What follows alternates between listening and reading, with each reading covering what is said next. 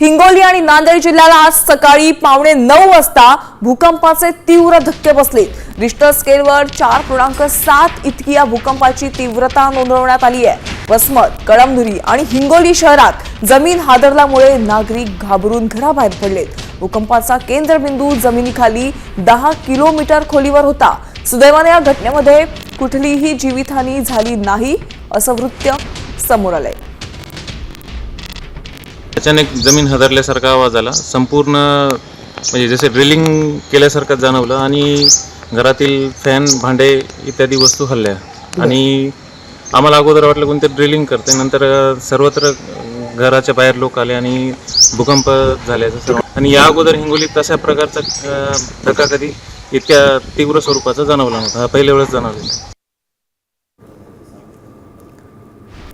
आपण थेट जाऊयात। आमचे प्रतिनिधी संदीप नागरे हिंगोलीमध्ये उपस्थित आहे। संदीप, आपण पाहतोय परभणी, नांदेड, हिंगोली या ठिकाणी भूकंपाचे धक्के जाणवलेले आहेत। सध्या तिथली स्थिती काय आहे आणि हा धक्का तीव्र स्वरूपाचा होता का?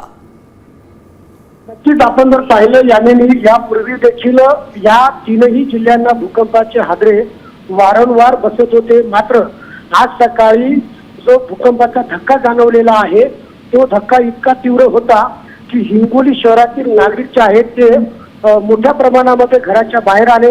घरातील अनेक साहित्य जे आहे ते देखील हादरलेलं आहे।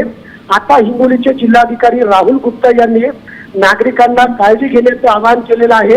नागरिकांनी घाबरून जाऊ नये असं जिल्हाधिकारी म्हणालेले आहेत। काही गावांमध्ये जुने जे घरं आहेत त्या घराच्या भिंतींना तडे गेलेले आहेत, मात्र कुठलीही जीवितहानी झाली नाही।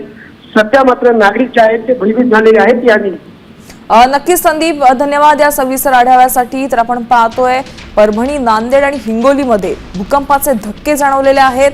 तर जे जुन्या इमारती आहेत, जुने घरं आहेत, त्यांच्या भिंतींनाही तडे गेलेले आहेत। सुदैवाने यामध्ये कोणतीही जीवितहानी झालेली नाही। तर प्रशासनानं सर्व नागरिकांना सतर्क राहण्याचंही आवाहन केलंय।